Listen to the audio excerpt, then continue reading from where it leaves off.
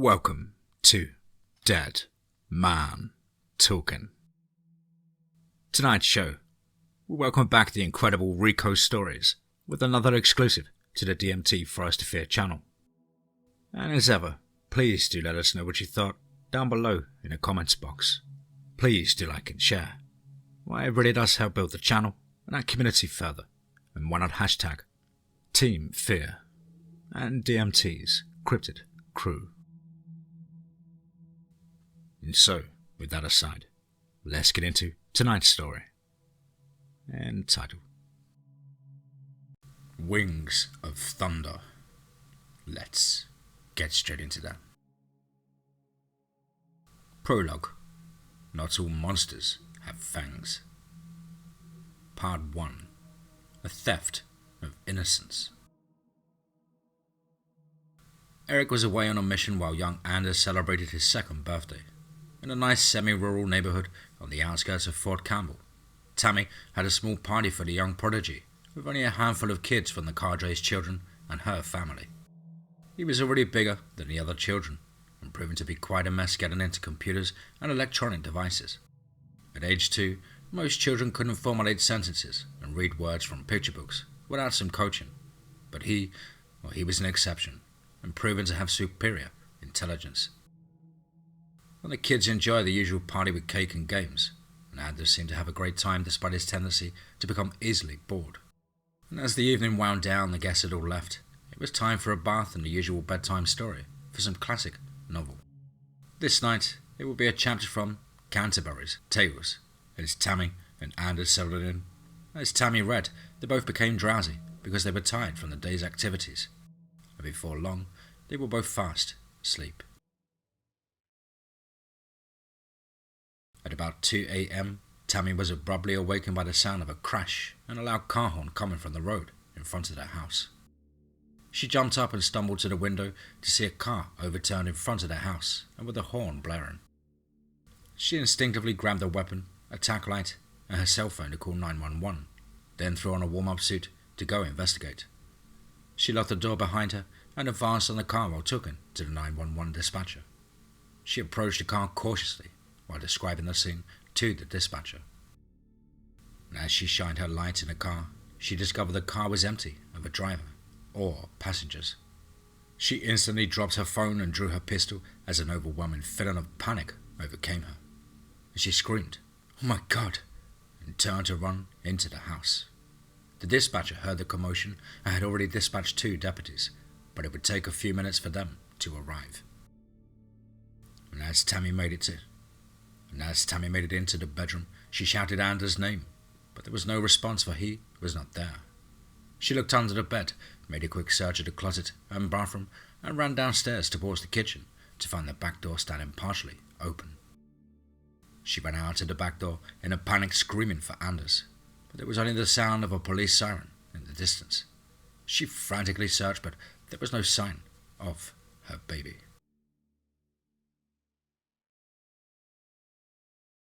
As the first deputy arrived, he was met by an almost hysterical Tammy Sorensen in the front of her house. The horn was still sounding while she cried hysterically.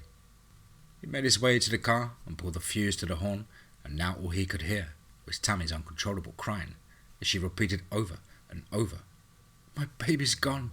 My baby's gone!"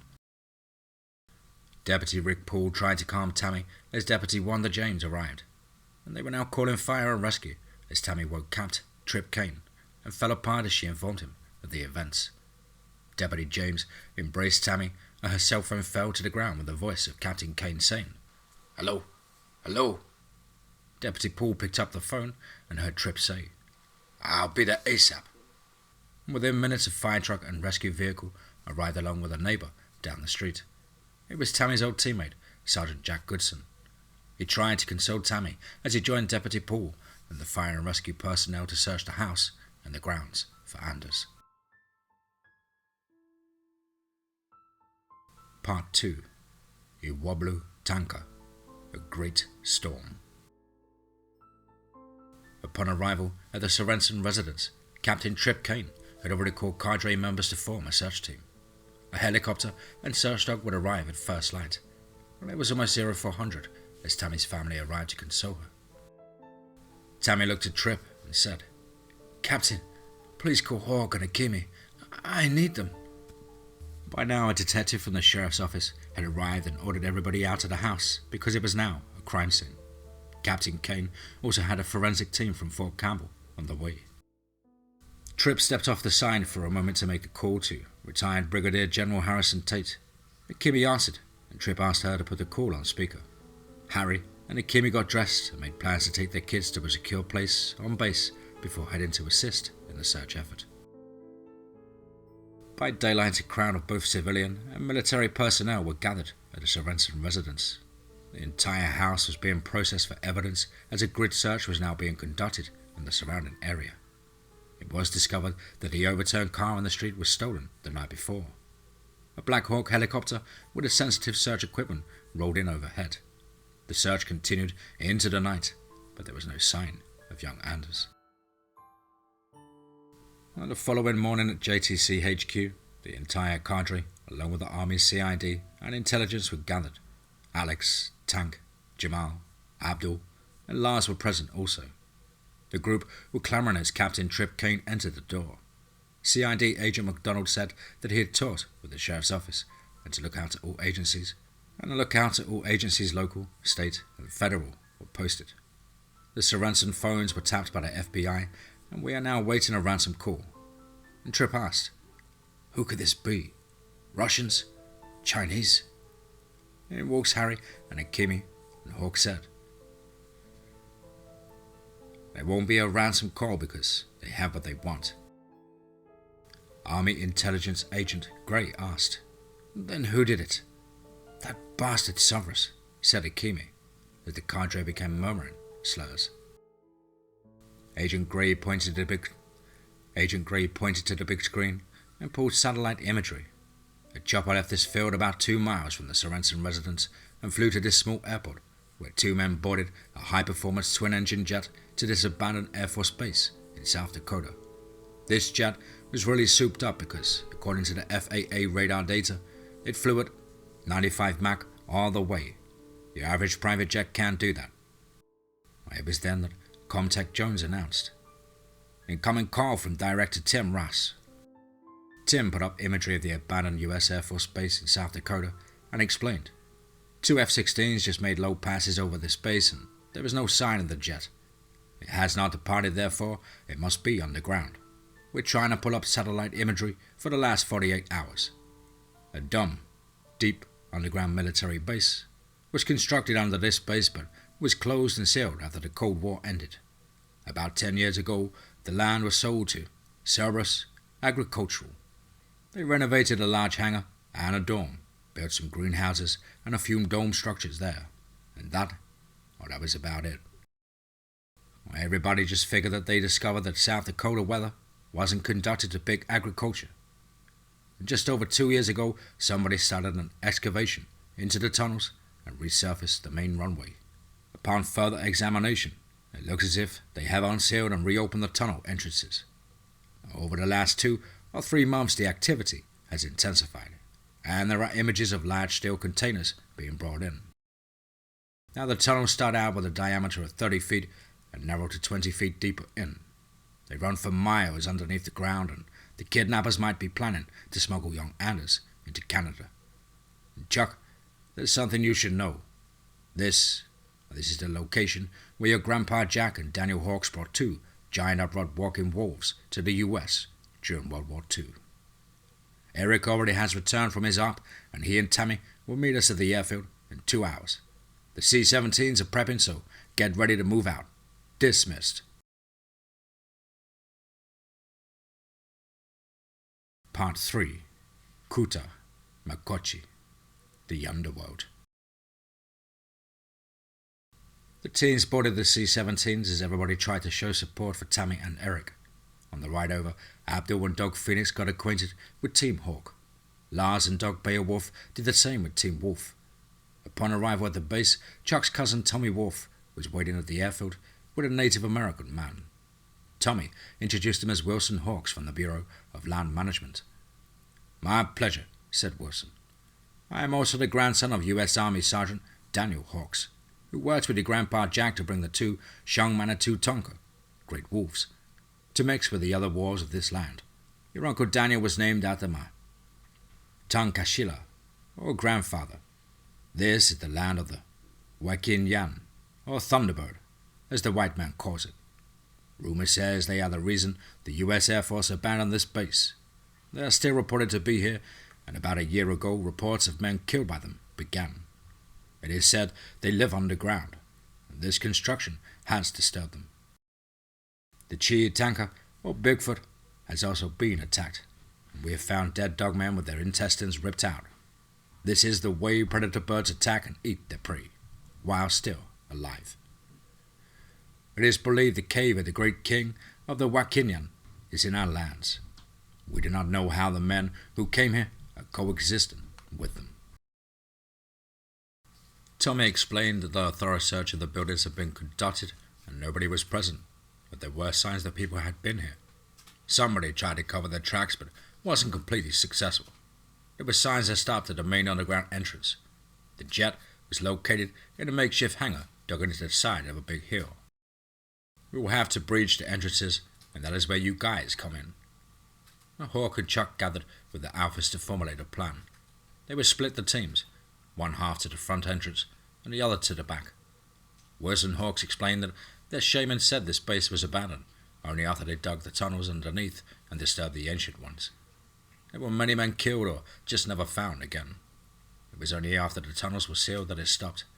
It was when the Wasiku, white men, reopened the tunnels that the attack started again. Team Hawk, accompanied by Eric, Alex, Abdul, Tammy, and Sergeant Goodson, prepared to breach the front entrance. Team Wolf, accompanied by Jamal, Tank, Lars, and Captain Kane, loaded the two Black Hawks for a short hop to breach the rear entrance. Team Hawk would wait until Team Wolf was in position before detonating their breach charges. The Black Hawks deposited Chuck and company about a half a mile from the rear tunnel as a combat drone flew overwatch at 3,000 feet. The team moved forward on foot until about 100 yards from the huge rock outcroppings surrounding the tunnel entrance. Chuck ordered 5 men to move forward and set charges while the rest covered them. The men were about halfway there when ISR called out, 3 airborne bogies rising up from the northeast. A thunderous whooshing sound was heard as 2 huge birds swooped down on the forward team, and one headed straight for the drone. The dogs bristled and charged forward as 2 giant winged creatures came in at about 20 feet and reversed their wings, knocking the 5 men off balance with a downwash of wind like a helicopter. Chuck shouted, "Fire!" but it was too late for one team member, who was grabbed and the creature flew off with him. The other was attempting to rip at a man lying on his back as teammates fired. A round from a Barrett 50 struck the one carrying the man away, and it dropped him from about 60 feet in the air, where he landed with a sickening sound. These Thunderbirds looked like a cross between a vulture and a pterodactyl. They had long, sharp talons, and one had extended out from the middle, like a velociraptor. This is how they were so easily able to disembowel their prey. They had long rows of backward tilted sharp teeth, about 3 inches long. Their wings made a rumbling sound and caused a strong gust of wind that could be felt as they flew overhead. The comms came alive with Team Wolf. "Hawk, this is Wolf Pack. Under attack from huge winged creatures." Hawk shook his head and gave the order to breach. They pulled back and detonated the huge steel doors, and the ground shook as the creaking sound of steel was heard. The Alphas rushed forward to push the 20-ton doors open, and the team was in. And the tunnels were enormous and smooth, with a set of rail tracks in the center and evidence of recent activity from tire tracks. The periodic dim lights in the walls gave enough light to see, but it was dimmed as they moved deeper inside the tunnel. Hawk froze and saw something on the wall that he had seen before. A surveillance camera and a TV monitor recessed into the wall, like the cave in China. And pushing deeper in, they began to discover bones from humans, deer, and small game, and empty food containers. It was at this point that Eric gave Abashai and the dogs Anders' baby blanket to sniff. The dogs were equipped with a ballistic shroud around their bodies to protect from attack, and each had a body cam attached. Eric said to Abashai, "Go, my friend, and hunt." Abishai took off, followed by the other dogs, all of whom had body cameras. Everett then looked at Tammy and said, "Stay back, my love, and cover Essex. Either all of us will return, or none of us." She gave him a big hug and a kiss as her eyes teared up. Hogg looked at Tammy and said, "Get to the rear, see what Akimi has discovered, and get your toy airborne. That's an order." She responded with, "Yes, sir," and moved back. Part 4. Kizar Nigai, a battle of the soul. Let's get straight into that. As Team Wolf drew closer to the Thunderbirds, the drone was trying to shake the one off that had put a talon into its fuselage. Jamal, Tank and Lars rushed the bird before it could carry off a man it had pinned down. Samson, Thor and Beowulf were on their heels. Chuck and Captain Kane grabbed up the breaching charges and proceeded to the huge steel doors while the battle raged. And as they neared the door, the bird that had already dropped the man came barreling down from about 200 feet. It sounded like an airborne locomotive as it screeched and bore down on them. And before they could begin firing a 40mm incendiary grenade, struck it, and it veered off screaming in pain as its feathers lit up. The other bird with an 18-foot wingspan lay dead, but the man who was dropped from the air had hit some jagged rocks and was instantly killed. The drone used a high-pitched sonic weapon to confuse the bird, just long enough to disorient it and gain a firing advantage. It opened up with a .30 caliber minigun, seriously hurting the bird, and it flew away rapidly. The comms then crackled with Captain Kane's voice. "Overwatch, stay on that bird's ass. I want to know where they're coming from." Team Wolf set charges and blew the doors, allowing Jamal, Tank and Lars to push the massive chunks of steel open. Team Hawk divided into two elements, one on either side of the tunnel, one led by Harry and the other Sergeant Goodson. As they eased forward, taking cautious steps, Tammy's micro spy drone sped by overhead to transmit back real-time data on what lay ahead. In no more than 5 minutes, Tammy called out, "Teams, halt! Incoming images!" On their tablet, Hawk and Goodson were viewing real-time video of what was apparently Sevros men. They were tall and muscular, and it appeared that they were on steroids or some type of growth hormones. They appeared to be mercenaries or soldiers of fortune, and carried the scars and tattoos to prove it. Tammy further advised the team that there was a fork in the tunnel, and she had went left and saw no sign of the dogs. Akimi then came over to comms and said, "I have facial recognition." She went on to say that one of the men was a former Spetsnaz operative named Kachenko, who was now working for SGI. He was a war criminal wanted for slaughter of villagers in Africa, and he was known to have a team of 7 or 8 other soldiers of fortune from different countries. "Roger that," replied Hawk. "Tammy, get that drone down the other tunnel ASAP and locate those dogs." "Roger that," she responded. Harry looked at the team and announced, "We're going to have to split the team, half left and half right." Eric announced that he must go right, for that is where he believed the dogs and Anders to be. And Team Wolf made their way into the tunnel at a fast pace. Sergeant Jones sent the micro drone ahead for recon. About 300 yards into the tunnel, a strong stench was smelled, and they discovered the remains of humans, dogmen, and the juvenile Sasquatch. Their chests and abdomens were ripped open, with the intestines and organs gone. Sergeant Jones called out, "There's a big blur, and the drone just went offline about 200 yards ahead." Trip Kane had just enough time to call out, "Take positions," when a thunderous whooshing sound followed by a blur and a gust of wind hit them.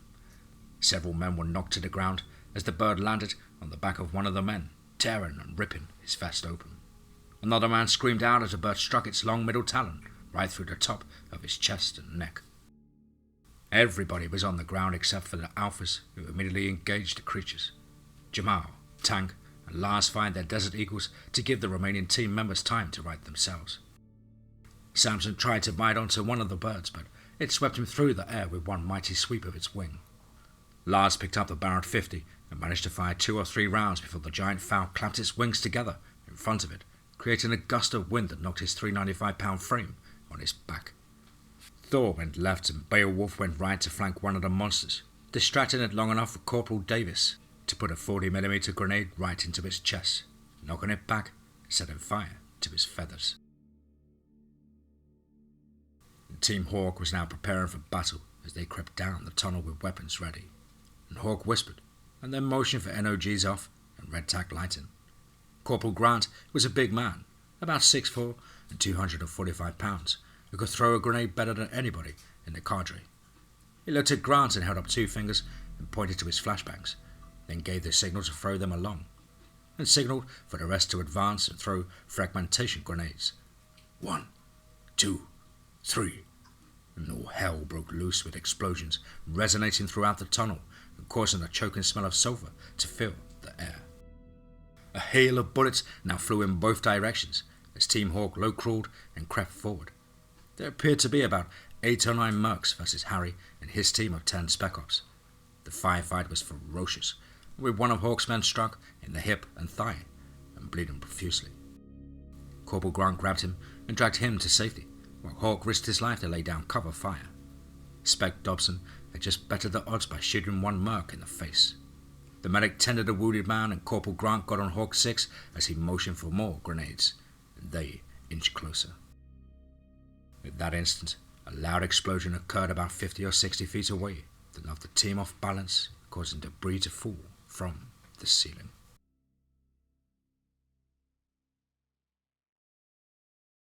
Part 5. Wham Naomi. A whirlwind. Team Wolf pressed the attack as the Thunderbird now had its sights set on Jamal. It grabbed him with one talon and with one whoosh of its wings lifted him up into the air and slicing his ballistic vest with the other. Tank and Lars rushed to him and saw huge gashes in his chest and broken ribs. They applied pressure bandages and wrapped him tight, and he quipped, "I think we need a bigger boat." They smiled and turned to face more bad news as another set of shrieks resonated throughout the tunnel. 3 more shadows blotted out the pale light as things were about to get worse for the team. And Chuck called over comms, "We are now engaging 5 of these damn things. Somebody find out where they're coming from and stop them." And Tommy Wolf and Wilson Hawks had set up near the rear entrance to observe where these birds were coming from. They were determined to stop any more from entering the tunnel. And Tommy, Wilson, and 2 other BLM employees waited with high-powered rifles, hoping to interdict the birds. The damaged drone was now repaired on a station, joined by another one as they flew overhead at 5,000 feet. An ISR called out, "We got 3 more coming from a cave about 5 miles to the north." "Roger that," said Tommy. "Engage and then go sit off that cave." Both drones dove at the oncoming birds and another dogfight erupted. And as the drones and birds rolled and pitched, Tommy and company took aim at the oncoming giant bird. This one was huge and had a wingspan of close to 20 feet. Sergeant Goodson and team split right in search of the dogs, accompanied by the alphas. About a minute after Tammy's drone passed overhead, they heard a rumbling sound that reverberated through the ground. Tammy was only able to call out, "Brace!" and a gust of wind hit them. A huge mass of feathers with 2 large amber eyes sitting on top instantly rounded a bend, and 2 creatures with 15 to 16-foot wingspans crowded the tunnel and swooped in reversing the angle of their wings to produce a blast of chilling air that knocked many team members off their feet. They were on top of a couple of team members in a second. Thor and Phoenix were close behind, but Abashai was missing. The dogs leapt onto the tail feathers of each bird, causing a minor distraction and giving Goodson and company a precious second to take aim and open fire. A hail of lead and 40mm grenades struck the lead bird as it pressed forward, slashing a man with its talons. Eric and the alphas hugged the tunnel wall to get into firing position on the trailing bird. He and Alex fired their Desert Eagles, and Abdul pulled his Barrett 50 off his back and began emptying the magazine into the monster. It screeched so loud that it drowned out the gunfire, but managed to sweep its wings, knocking the alphas back. It immediately turned and sped down the tunnel with the alphas and dogs in hot pursuit.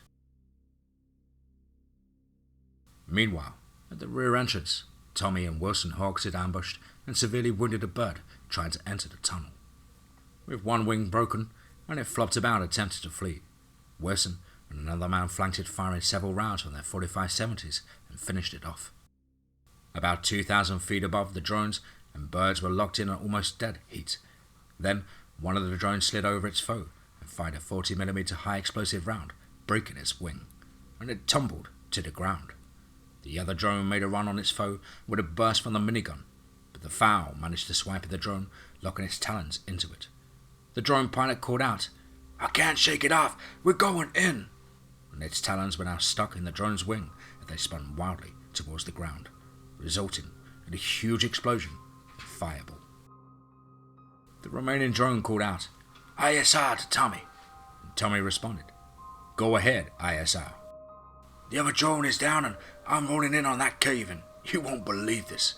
There's an old Indian man dancing around in front of the cave, waving some big staff with 4 more men sitting around a fire, banging drums." Wilson Hawks responded, "That's our shaman. He's trying to make peace with the Wakin Yan, Tatanka, Great Thunderbird." As the old man chanted, a huge white mass of feathers emerged from the cave, and ISR announced, "Holy shit, there's one of them fucking birds with about a 30-foot wingspan, standing over him, and it looks like he's talking to it."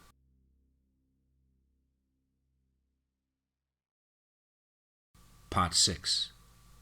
Oizoi Wanagi, the warrior spirit.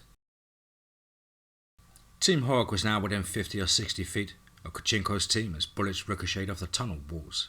Another of Hawk's men was down, but they had killed 2 more of Kachinko's people. Suddenly, Kachinko began waving a white bandana and shouted, "Cease fire." Hawk followed suit by ordering his team to cease fire. Kachinko stepped from behind a vehicle and spoke in his thick Russian accent. "Well, well, the famous Hawk 2-9er. Finally we meet." And Hawk responded with, "Forgive me, but you have me at a disadvantage." Kachinko continued, "Yes, but you briefly met my younger brother, that is, just before you shot him in the face." Hawk paused and said, "I have shot a lot of people in my time. As I recall, I didn't shoot any of them for sitting on the front bench at the church." Kachinko scowled at Hawk and said, "How about we, maybe, stop this gunfight and you and me, how you say, we go mano a mano." Hawk motioned for his team to lower weapons and to a ready position. Kachinko only had 3 men left to Hawk's 8, and Kachinko knew he was beat, but now this was about revenge, the up, close and personal kind. They squared off as Kachinko lunged at Hawk, pulling out a huge tactical knife. Hawk sidestepped and swept the Russian's legs, causing him to tumble to the ground as he swung the huge knife, narrowly missing Hawk's face. Team Wolf was engaged in a cramped close-quarter battle with 3 birds in the confines of the tunnel, and it was difficult to maintain fire for fear of striking other team members. Jamal was out of the fight due to his chest injuries. Tank and Lance had applied pressure dressings and wrapped him. They and the dogs turned to press the attack against the birds to the rear. Sergeant Haddad managed to get to one knee and fire several rounds from his 458 Socom into the lead bird, when suddenly the birds turned, cocked their heads to one side, and sped out of the tunnel with no forewarning. The gust of wind from all 3 pushed everybody off their feet, and Chuck called out over comms, "Clear the entrance. 3 tangos coming, balls to the wall." And Tommy and Hawk pulled back from the entrance as 3 blurs came by and headed north. This all unfolded as the shaman stood in front of the cave chanting, and the gigantic Thunderbird had thrown its head back moments earlier, letting out screeches so loud that it was heard all over the valley. As Chuck and team emerged, they reported hearing the noise deep inside the cave. It was as if somebody had flipped an on-off switch to the Thunderbirds. Eric, Alex and Abdul came to an abrupt stop as they reached a dead end, where the wounded bird huddled with another one, even bigger. But there was a large igloo-like structure behind them. They stopped as Eric sniffed the air and announced, "I smell my son." Then a whimpering sound was heard on the opposite side of the tunnel. It was a severely injured Abashi. She was badly cut and covered with blood, and the blood of the bird. Eric was enraged and he shouted, "You evil fowl have made your last fight." The birds suddenly froze as if they were hypnotized. They tilted their heads to one side as if they were listening to some unknown sound. Alex looked around and said, "I detect a high-pitched sound." And suddenly, the birds bolted, knocking everybody in their path to the ground. After the dust settled, Eric screamed, "Attend to Abashai." and rushed the igloo structure entrance. His large body could barely fit through the short tunnel entrance as he crawled inside. And suddenly a woman came running out shouting, "Please don't kill me," and fell to the floor. Then Eric appeared with Anders in his arms. "Maya Bishai," he said. Alex and Abdul tended to the deep wounds and applied pressure dressings to stop the bleeding to one leg cut very deeply.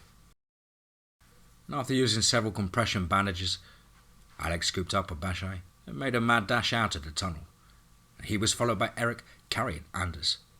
Tammy met them halfway around the bend, screaming with joy, and Eric informed her about Abishai, and they sprinted for the field hospital.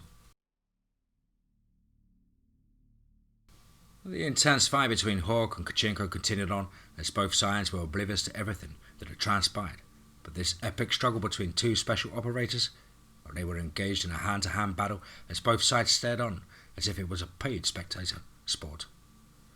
Kachinko was larger and obviously ingesting chemicals to enhance his performance, but Hawk still had his edge as the two would engage, tumble, release and re-engage.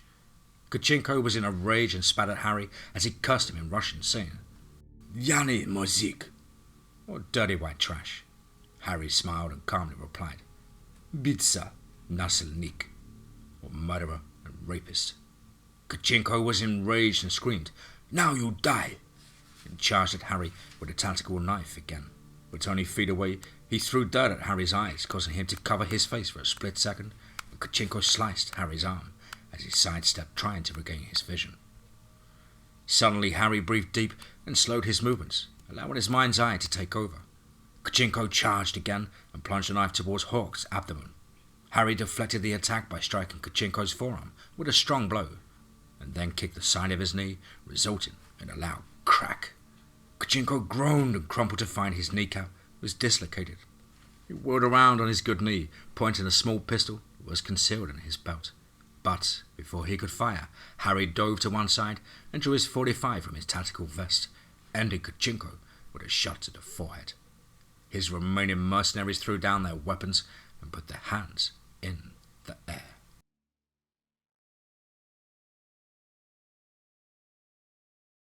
Part 7. The rules have changed. Let's get straight into that. Harry's cell rang with a cell from Camille, and she said, "I was ready for that SOB this time.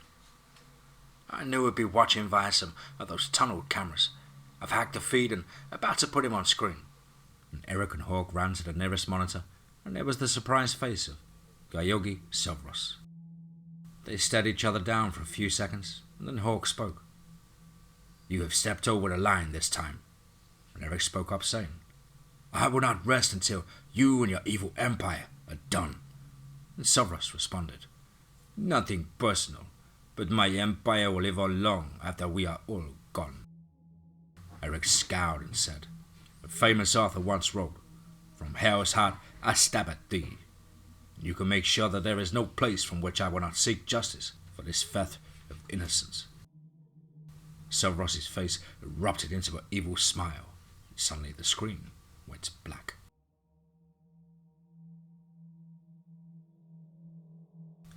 Now Eric, Tammy, and Landis huddled around Abishai in the field hospital as the dog clung to life. The doctor shook his head and said, "We done all we can, but he has lost so much blood and we aren't veterinarians." Little Anders reached down to touch Abishai and said, "Love, doggy." And it was as if someone breathed a cleansing breath into him. He was barely able to open his eyes and slightly move his massive head, or ever so slightly wagging his tail. Then Alex spoke up. "Abishai and Cujo share the same blood, as does Samson." The doctors hurriedly prepared to withdraw blood from the other dogs as they began their efforts to save Abishai with a transfusion. The noise of the teams mustering outside near the other C-17 for debriefing was now audible. Eric departed and left Tammy with Anders to stay near the severely wounded Abishai. And as Chuck, Wilson and Tommy departed the tunnel entrance to board the choppers, Wilson proclaimed, "Just damn, the shaman made peace with the Wakin Yan." At the debrief, Team Wolf reported locating an area inside the tunnel not far from the entrance, where it appeared that Soros' men had been feeding the birds. They had somehow befriended them, and the creatures apparently considered the JTC team to be their enemy.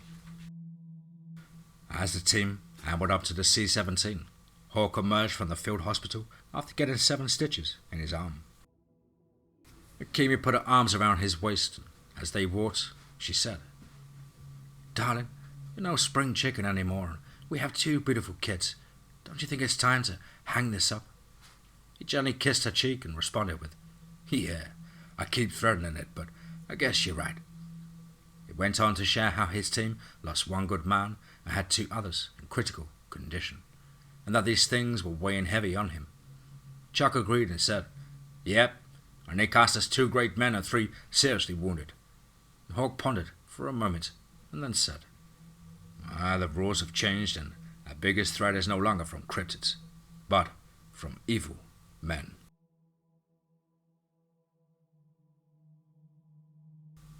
Prologue. The lust for power is the real monster.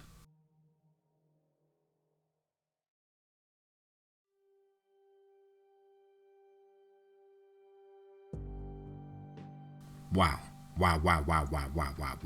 Certainly another one. Wow. What a heart-racing, incredibly written, and refreshing story there, from the one and only Rico Stories, exclusive to the DMT Forest Fear channel. A mighty thank you for your patience and dedication, Rico. Each and every story is such a great adventure, and I really feel like we're getting to know these characters so well now, almost like family and friends. I hope you and your family are well and happy, and life is treating you good, and I can't wait to see the new adventure that you have in store for us. Well, guys and girls as ever, you know the drill. Please do let us know what you thought down below in the comments box.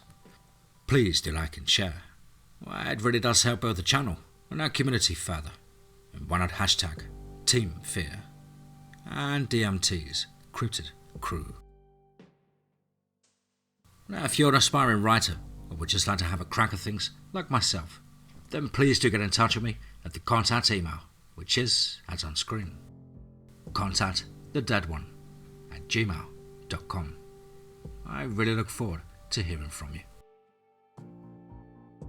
I hope everybody's well and happy this week, enjoying a beautiful weather with friends and family and plenty of barbecues. Whatever it is that you do, I hope you're enjoying it and are giving it your all. But above all, guys, remember, be safe, not sorry.